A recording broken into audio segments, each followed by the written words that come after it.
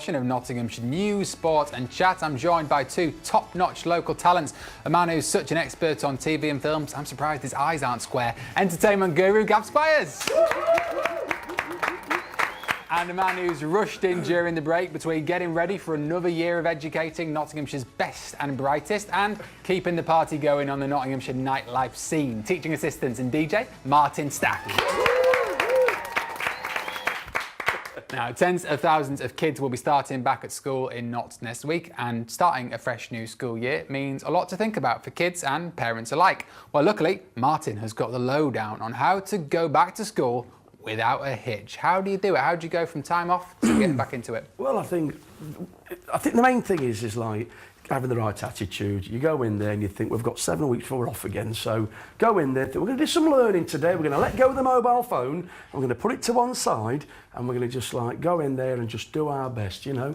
And then obviously you've got your school uniform to think about, making sure that's all right. You always get one or two, you know, like, well, it said black leather shoes, but I've got these like extra flashy lights on the side and these like go faster stripes I thought I might get away with, but you won't. So make sure you got your right uniform, all your kit, your attire, pens, pencils, all that, and your PE kit. And again, with the right attitude, just go in there. I'm going to make some friends.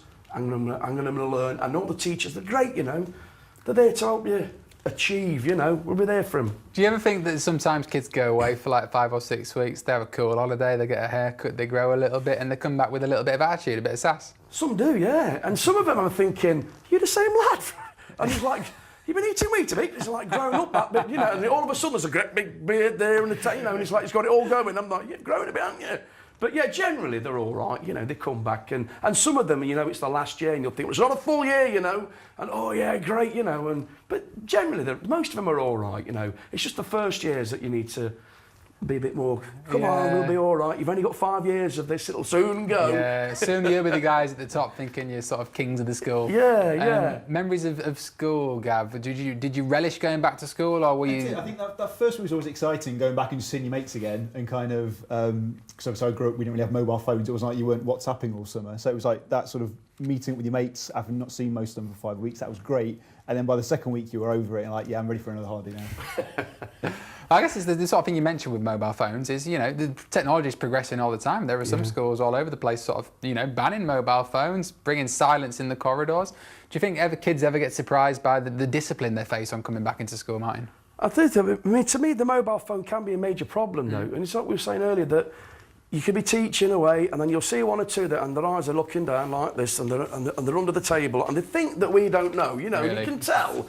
And I know it's difficult for them because they've had 6 weeks solid and it's every 5 minutes, but we do have to put them to one side at the start of the day and you can have them at the end of the day, but throughout the day, you're here to learn. It's not about social media and all that carry on. You're here to learn and they've got to get that through there, you know. See, when I went to school, everyone had like a trendy indie haircut and back then what you could do is you could sort of like put the earphones in and listen to your MP3 player and just cover it with hair and stuff like that. That's the way to go, I think. Next, a £1 million plan to breathe life into the food area at the Victoria Centre. Thai restaurant Tycoon became the latest eatery to close in the area last week, following 4 others in the 3 years since the area was opened. Now the shopping centre is promising 5 new options for people with all different sorts of budget, including a McDonald's and a branch of local healthy eating hotspot Clean Cut Kitchen. It's been a couple of years since it opened now, Martin, and the restaurants have closed, and I can't quite put my finger on it, but why do you think it's not working? Me personally, I think that like people go there and they have a couple of meals there and then they think, and it's like that instant thing. It's like, we've tried it, we've done it a couple of times, let's move on. And it's sad because you're trying to make your business work and if you've got that sort of instant attitude, like, so that, you know, you get like 6 or 7 months and people are bored of it. It's like, hold on a sec, you know. But the thing is, like places like McDonald's, I mean, no matter where you go in the world, you know what you're going to get, and it's like, it's there, isn't it? It's instant, and I think a place like that being there, I can't see that shutting down so quick. There's something comfortable about that, isn't there? And I think I'm always reminded of the story of Usain Bolt when he was doing the Olympics in Beijing, and an interview after broke the world record, someone said to him, what's your routine this morning? So I woke up, ate some chicken nuggets, I went back to bed, ate some chicken nuggets. You know what you're getting, and something like that, Gav, might mean that a restaurant like McDonald's actually proves more successful. Yeah, I think so. It's a big name. I think, you know, it's not going to be cheap to get one of those spaces in the Vicky Centre. So I think you know, it's going to be one of these big chains that does move in. I think one of the problems they had before was there were like probably 3 or 4 just burger places, and there was just not enough choice. So I hope with Clean Cut opening, I hope it actually gives people a bit more choice. And I think that'll probably just see more footfall. Yeah, what would you like to see, Martin? What would entice you in, regardless of where it was? Could be somewhere else in the city. What would get you eating there? What would get me eating? Yeah. Well, like I say, I mean, I like foods from all around the world. Yeah. You know, the more diverse, the better for me. So, and I like a Chinese, you know, an Indian. The more, the better for me. The more the merrier. Mexican. Would it be the McDonald's for you, Gav, or would it be something else? No, I think pretty similar. I'd hope it isn't just a McDonald's, a Pizza Hut, a KFC, and I hope it isn't just chains. I hope we do get a bit more diversity. Yeah. What about you? What sort of offering would get your mouth watering? Is that the right spot for a Woolworths, Martin? Well, you never know. Woolworths was all right back in the day. Yeah. I remember. It was the big pick and mix bar. Yeah, that's right. And our friend used to play his little machine outside there, didn't he? Yeah, that was great, yeah. Yeah. You can see the plaque still out there now, Exactly, can't you? yeah. Yeah, I think a Woolworths would do it for me. I mean, who needs a restaurant when you can just go in and get your bag or your little cup and fill it up to the brim with cola bottles?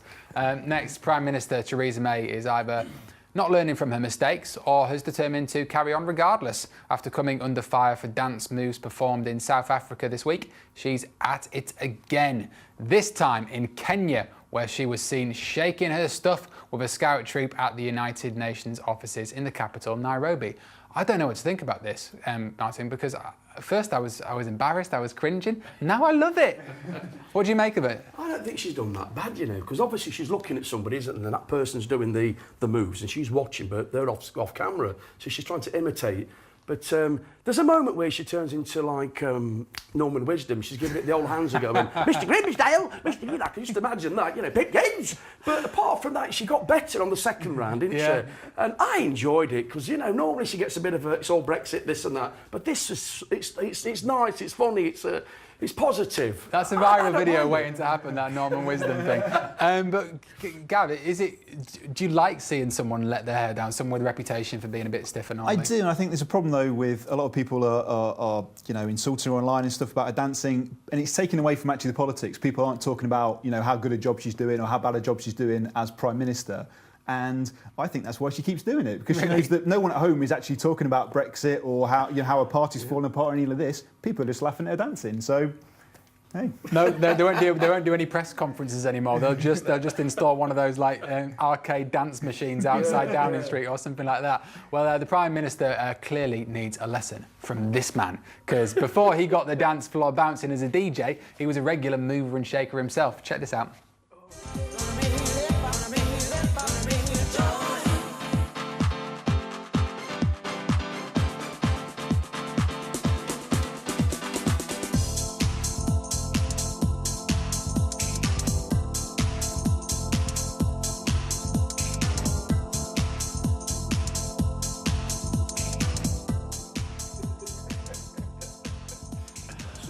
I'm absolutely loving this. There was a Michael Jackson bit there. I suppose if she does want to continue this trend, what dance moves would you recommend for Theresa May to do? Well, I'd get her into a bit of breakdancing, to be honest. Yeah. I definitely would. I think, you know, Theresa May pulling a windmill would be fantastic, or a good backspin into an head spin, and then pa-da, would be like. You could get like a B-boy squad Donald together, Trump would be government thinking, ministers. I'll have to challenge her. If she's watching, you need to pull some of those out of the bag at the next opportunity, Prime Minister. Look, stay right where you are. There is more live music still to come. And do you know the kindest person in Nottinghamshire? By a man who's a movie mover and shaker, entertainment guru, Gavin Squires. And a man who teaches the ABCs by day and he's on the ones and twos by night. DJ and teaching assistant Martin Stack, aka DJ Skillmaster. Now, earlier in the show, we told you how local company Robin Hood Energy had launched its search for the kindest person in the city. Martin, who is the kindest person in Notts that you know? Well, apart from my mum. There's There's two people I know that stand out for me, and there's a young lady called Mary Langford. She's always there for everybody else. I've never known her, but always helping people out. Do you know what I'm saying? She's just that was one thing that I've always noticed. It was like, wow, don't you ever do it for yourself? And she's constantly there for everybody else, helping them, no matter what. She's there. And then there's another young lady called Rebecca Craven, and I've worked with her at school, but she was always again doing stuff for everybody else. She was like the unsung hero, you know. she just did it. She didn't want to be known about doing it. Yeah. It was all done secretly, but no matter what events was there, she was helping out. Secret kindness. Exactly. Yeah. The pair of them are just two amazing people. Any kind people in your life you want to give a shout out to, Gav? I don't think they'd appreciate me saying. I think that's the thing. It's the doing things and not expecting anything back. And I'm fortunate to know 3 or 4 people who do fantastic things throughout the city. But yeah, I wouldn't embarrass them by mentioning them. If you're watching, I hope you know it's you, because Yeah, clearly the under the radar people are the people who give the most. Who is the kindest person that you know? People in this county. Next, the world's top chef has criticised people who take photos of their food before digging in. Italian Massimo Bottura has hit back at Instagram foodies, saying they're so focused on getting their food on social media, they miss the perfect moment for getting it in their gob. And he reckons it can annoy the rest of the people sitting around the table. Gav, if you're at a restaurant and someone gets their phone out and starts taking photos of their food, what are you thinking? What's going through your head? To be very nice. If the food comes out and it's beautiful and actually it is just literally a quick photo, post on Instagram, post on Twitter, whatever, I have no problem with it. It's these people who are trying to get that perfect arty shot where it's taking like 5, 6, 7, 8, 9. Look, just take the picture, and then get eating it. I don't always complain though, because everything's free advertising. It's on Instagram. Everyone sees how beautiful his food is. You know, I don't see why he's got so much of an issue. And there are chefs who do it as well. Someone like Sat Baines posts pictures of the food he cooks, some pictures of the food he eats elsewhere. What are your thoughts on it, mine? Well, I'll make it quick. I was in New York and some guy gave me a breakfast and there's a squiggle of this and there was a sauce and it was more like a work of art, and I'm surprised they didn't sign it with some ketchup, you know. And that would have been something I would have took a photo of to say, that ain't a breakfast, it's a work of art. Yeah. But I think generally, no phones, let's eat and enjoy the meal. I get that, but at the same time, a lot of people, there are phones and they will take photos, so I think it's going to be finding that people will still take the photos. There's people who go out and eat together and they have like these little rules where it's like the first person who looks at their phone has to pay for the bill or something like that. Gav. Would you go in for something like that? I do like that, because I think it's fine taking a quick photo, but then for the rest of the meal, just put your phone away. You're there to enjoy the food, enjoy the company. You're not there to be on your phone. You can do that anywhere. Yeah. What about, is that a rule when you go out to eat? Put your phone away or you'll get fined? I went to a restaurant not so long ago and there's a whole family there and they're all on different devices. Not one of them spoke to each other. I thought, that's not a family meal. It was embarrassing to see it, to be honest. So I would say, phones out the way and just enjoy the company you're with and enjoy the meal. It's not just about the food, it's not about the calories, it's about the company too. I know I've had some great company this evening, so thank you so much for coming in and entertaining me. I hope you have a great weekend, both of you.